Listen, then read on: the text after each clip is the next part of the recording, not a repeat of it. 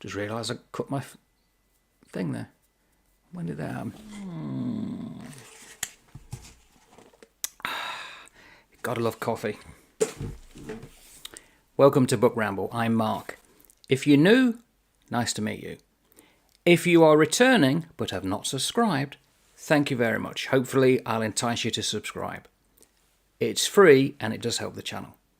If you are a subscriber and you're returning, and potentially multiple times, you, sir, you, madam, are the salt of the earth. Thank you very much.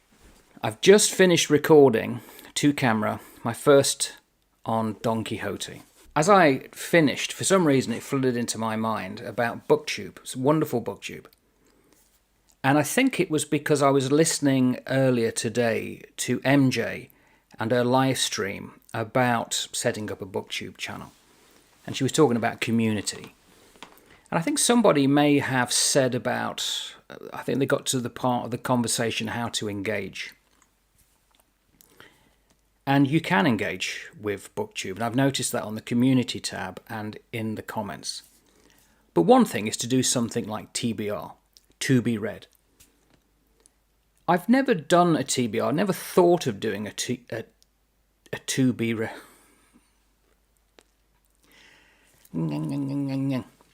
I have never done a to be read because I've got so many of them. I could show you a whole library.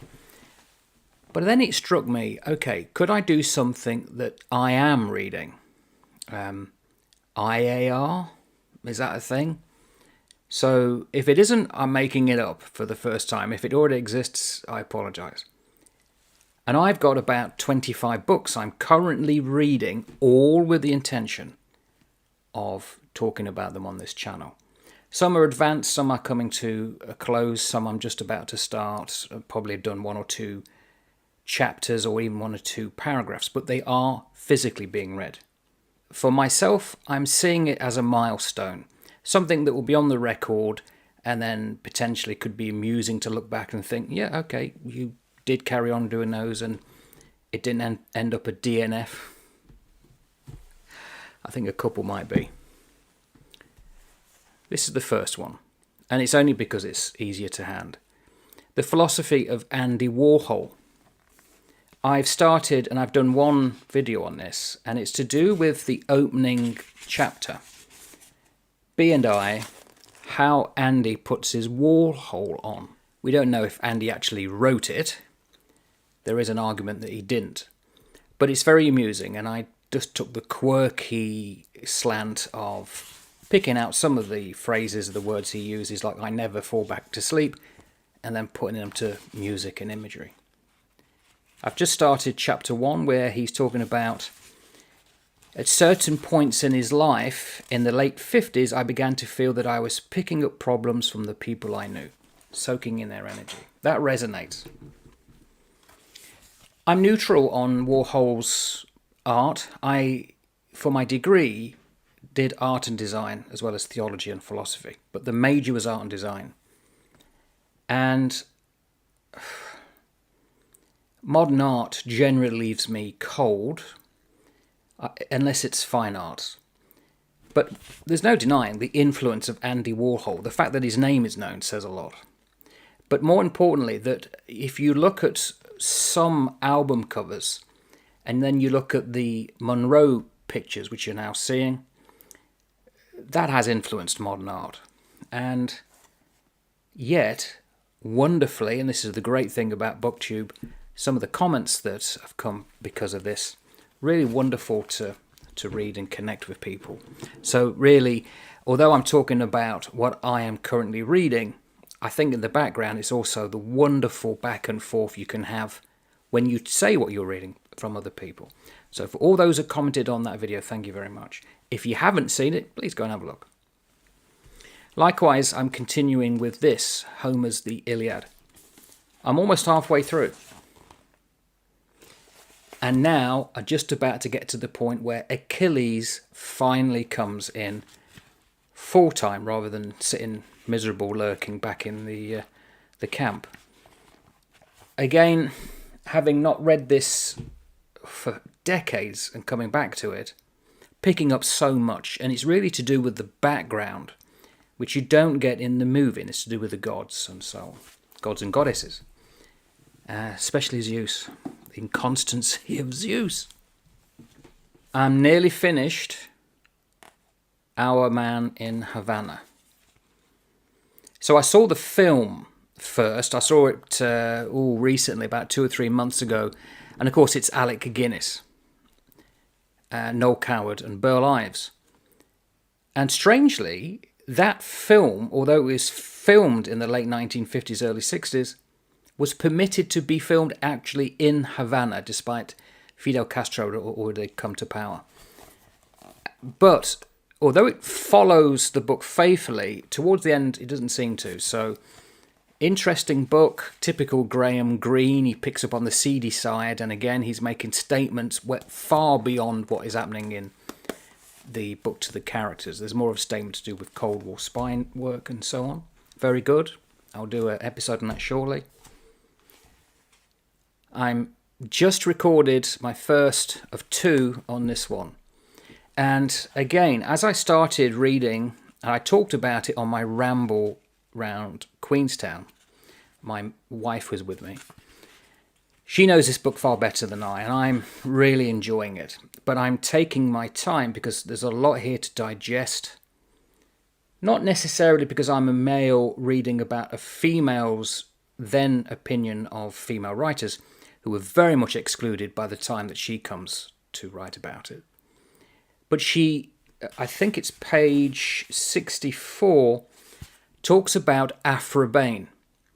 And I've titled the episode Aphra, because she was writing in the 1660s, and I know of Aphra Behn because I've read Oronuku, which is about a African prince who is abducted for the slave trade, and he ends up in, I think it's Caribbean if I remember, and trying to get back to his wife, and it's a tragedy really. Wonderfully written piece, which Aphra Behn had written, but Virginia Woolf effectively says that it was her that changed things. She was potentially the first woman, certainly in the English-speaking world, to make money from writing. And therefore I thought that would be a great opportunity to talk about the first part of the book and how it leads up to Aphra Behn, despite the fact that we do have some female writers beforehand, such as Sappho. Enjoying the book. Just started this one, A Farewell to Arms. Never read any Ernest Hemingway before. This is really interesting. His style, certainly with this book, is noteworthy because it's a slow burn. He shows, he doesn't tell. And although you get the sense that the guy he talks about, who's in the Italian army of World War I, might not be Italian, you then come to realise he's actually an American. And again, that takes time to unfold. And I've always known that part of the world, the Italian Alps in World War I, as the Isonzo front. It's the river. The Italians were facing up against Austria-Hungary. It was known as the picturesque front. It's nothing like the flat fields of Flanders and the mud and stuff of the northwest frontier in France. Northwest frontier is in India. I think you know what I mean. But the way in which he writes it is very good. I'm enjoying that one. Ernest Hemingway. I'm also reading this. And in fact, I've done a piece about the book haul for this. I may have already released it. Anybody who does a booktube channel, if you do episodes in advance and you stack them up, you might lose sight of what you've said and what you've recorded, especially with book hauls. I'm finding that. But this one has pieces from, say, Voltaire and Mary Shelley. And then I've done the one on H.G. Wells. And it's about a star. I won't give it away at this point. But really good. I'm just going on to the next one, which is by Voltaire, Microméga, it's called. Never heard of these stories, but I know of the authors. Really enjoying it. I'm now getting to the point where I'll do the first episode on this big beast, which is History of the Russian Revolution. I previously stated in other videos I may not do it, but I think I will. And I've stopped here because this is about the leading up to halfway through World War One, and it was that point where everything that was before, which Trotsky talks about in the past, the development of Russia, the difference of the way the land, the events was being treated, the scope of Russia, its backwardness, and so on, and all the influential people that you could study, and there's often in books to do with the Russian Revolution. Rightly so, he says that when the war happened, all of that was swept away. In the Soviets, which were forming in those workers, like coming together, the workers to seek power and redress of past grievances, they had to get new people involved because a lot of them had gone to the front. And as I read that, he thought, yeah, that's right. If you're going to do this book, do one that sets up the lead up to the war, but taking the point of view that what you're about to talk about really doesn't affect the revolution. There were 3 revolutions. 1905, which brought in the Duma, so it's a slight erosion from the Tsarocracy, the Tsardom, the autocracy. But then the Duma took over control. It was the elites. Then there was the 1917, the first one, which I'm just coming up to, revolution, which then took that away to the bourgeois, but it was the 1917 later revolution of October. And again, we have to be careful of the dates because the Russian calendar was not the same as the West. That then brought in the workers. So it was like a chipping away of the hierarchy. But the part of 1914-15, when the defeats began to happen, is a great point to start off with, because really the story of the Russian Revolution that most people would think of happens from there. So I'm really enjoying that. Now I'm going to show you 2 books to do with Plato, because this is the one where I've previously done the Apology, which is the trial of Socrates. The follow-up is Crito, and it's where he is in prison, jail. He could escape quite easily. In fact, most people thought he would do, but he says no.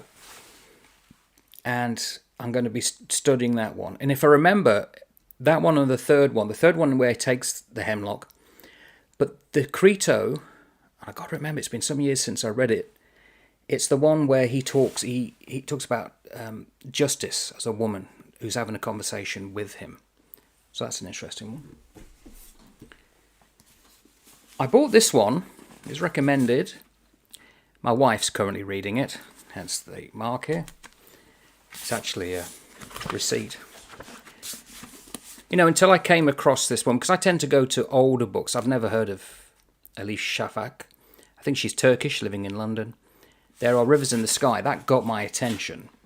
And the fact that it talks about various bits of history, and it's almost as though they're interweaved like a river.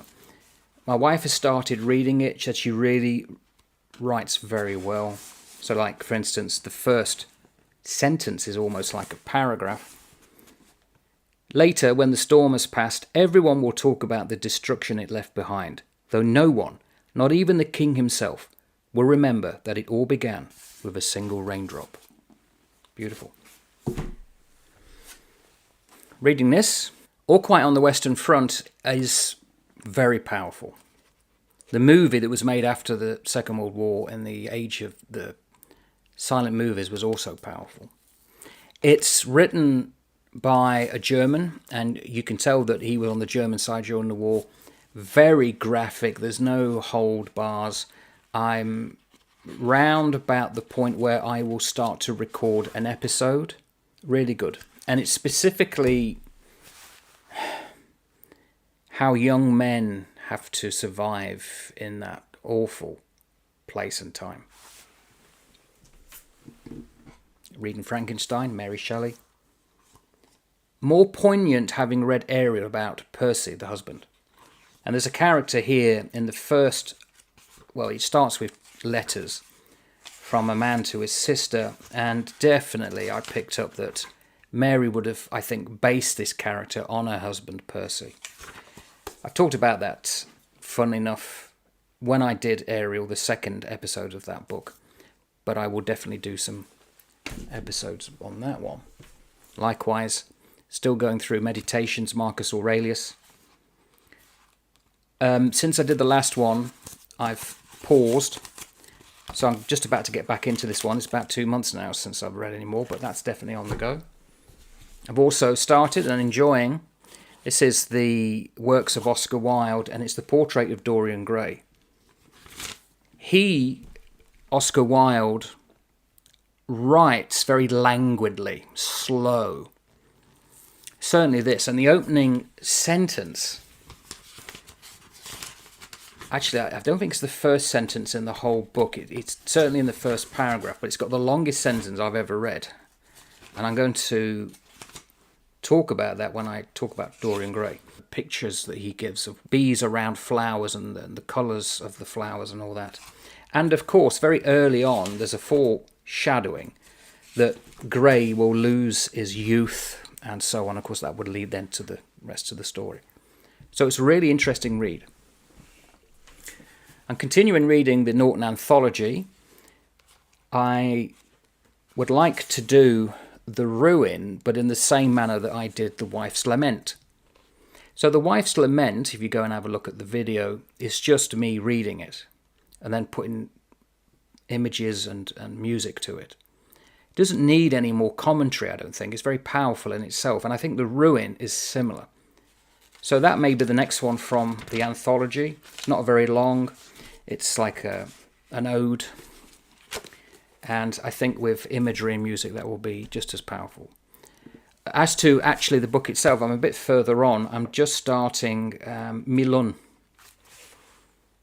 which is really well done. And it's quite a long one. And I'm getting to the point where it, I think, is obvious what's about to happen. It's a romance. And it's about some man not recognizing a person who he's going to fight. Leave it at that. I'm also reading this, Anam Cara, or Sara, I'm not sure how you pronounce that, with the dot above it. Gaelic, it's Gaelic. So, it's the spiritual wisdom in the Celtic world. It's written by an Irishman who blends modern Christianity, although it's specifically Catholicism, with old Celtic thought and the fact that he doesn't think that they are diametrically opposed. And he talks about the effect of Celtic thought on the modern Irish mind. And what's interesting is, as you go through this, this will be my second full reading. In fact, I've already made notes.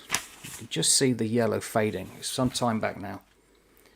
He talks about the soul, and that for the Celts, the visible and the invisible are one. He informed myself, I didn't know this, that if you go to Ireland, especially the west of Ireland, there are big fields, quite rough land, rubble almost, and they are bounded often by low stone walls. It's that kind of landscape. And in my mind, I can just imagine it on the high cliffs overlooking the Atlantic. But the farmers traditionally left a little bit in the middle, which was like stones, a cairn, and let the flowers grow. Why? Because that was the home that they left for the fairies and the pixies. It's this wonderful bit of Celtic or old style sensibility that is still there, part of the landscape. It's like Iceland. Iceland has a minister in charge of elven affairs. Wow. Wonderful. And this, Alice in Wonderland. I'm reading this. I got to chapter 4, The Rabbit Sends in a Little Bill. Beautifully illustrated. Alice is made to look modern. She doesn't seem to be wearing the old style blue and white striped tights and dress with the pinny. I'm reading this and again very quickly came to realise that there's a lot to this that when I first read it, and when especially I was younger, I never picked up. It's the idea of deep thought, almost philosophy, and I'm going to go down certain statements that Lewis Carroll makes, bearing in mind it was written for children, but this is, well, either children got philosophy back then or whatever deep thought, but there's something to unpack there that is much deeper than you would imagine. Lord of the Rings is what I'm currently reading. I'm about to do a video on Strider. I've got to the part where it's knife in the dark. They're at Weathertop. This is such a big book. 3 books in one. I'm hoping it will not be a DNF. I'm intending to go slowly through it and pick out bits as and when. And with Strider, what is amazing me is that, again, having read it countless times and seen the movies countless times, you pick up on Strider when he's introduced and often overlook a couple of key things to other characters. Fatty Bulger comes back into the picture briefly. Frodo seems to have an uncanny ability of knowing what's happening at long distance. I'll talk about that. But also this thing called the Black Breath, which is completely taken out of the picture often when people talk about it. I've never heard people talk about it, and it's certainly not in the movies. So a lot to talk about there. That's going to be a slow burn. This one, I intend to do another episode, and it's to do with an American sailor whose life is just unbelievable. What this guy got up to. It's almost as though it's made up, but it's not, it's true. And it's the latter part of his life I'll focus on. Specifically after the fall of Napoleon, what he does for the next 10, 15 years, and where he ends up. Nagle. Bhagavad Gita I'm reading. I've just recorded, I think this will come out before this video I've done. It's about how Krishna, in the chariot talking to Arjuna, talks about soul, reincarnation, and stop clinging to life. Really interesting, but of course, may trigger people who have not a Hindu or Sanatana Dharma perspective or heritage. I did say there's 2 Platos. Second, the Republic. Again, I've just recorded the first book. Reading the first book, it was obvious that there could be a real good consideration of Thrasymachus and his argument about what is justice. The whole book is really about justice and virtue, and Thrasymachus is a character who posits the question, look, justice is for the powerful. Might is right, and I'm going to talk about that. That's already been recorded. Really enjoying this one. There's a thing in here about what is art, and it shows a picture of Marcel Duchamp's, there it is, urinal called The Fountain. So Marcel Duchamp was a very good artist, but he said, what is art? And he put on display a porcelain urinal, men's urinal. So there you are, that's art. It's beautifully made, it's got a wonderful shape, and it's porcelain. It's better than a vase. And of course, ever since, it's been the question of, well, what is art? That's come up again with Andy Warhol. Is his art to be considered art? So again, it's one of those things that really do open up a great conversation. I'm also reading this, and this is a much bigger book. So, I've done The Merchant of Venice, and again, I don't know whether this video is going to come out after or before that. I've recorded it. Asking the question, not just clickbait, but a serious question, was Shakespeare a woman? It's to do with Portia and how she is portrayed, and would a man have written Portia that way? I struck on the idea that there's a lot of history play to do with England, Henry V and so on. If you did it in the order in which they were written, they would be out chronologically in real life. And the first one would be King John. Although it wasn't written first, it's the one who appears first in history. So I'm doing King John. The French ambassador Chatillon comes and basically says, you know, the Frenchman wants you to renounce the throne of England, and then two men come and you kind of guess where it's going to lead. That's what I'm currently reading. This is the beauty of BookTube. I have changed completely how I read. Also what I'm reading and how I'm taking it in. And although there's a lot of stuff here, you could go, wow, really? How many books are you just showing off? No. The way my mind goes, because I said before, I'll start with one, I'll go through all the ones I've pointed, and when I get back to the original one, because I've made notes, I just quickly read it, and it seems to fix into my mind a lot easier, a lot quicker, a lot better. So just looking at the difference in the types of authors, it's a wonderful thing, and I'm really glad that you are along and hopefully enjoying it as well. So, ta-ta for now. Oh, and by the way, I promised myself I'd say this. That is not a naval salute. That's the British Army salute. The reason they do that is so that if a man is doing it to an officer, he's showing he has, or she, has no weapon in their hand. Navy, it's that one. And the reason being is in the age of sail, the men who worked the ships tended to have a lot of black tar on their hand, and it would have been disrespectful to do that to an officer. So it's hidden, and we were taught if you put it up to your eyebrow, if you can see your little pinky in the corner of your right eye, that's how you should salute. But that, I think that's better. All that. Anyway, see you later.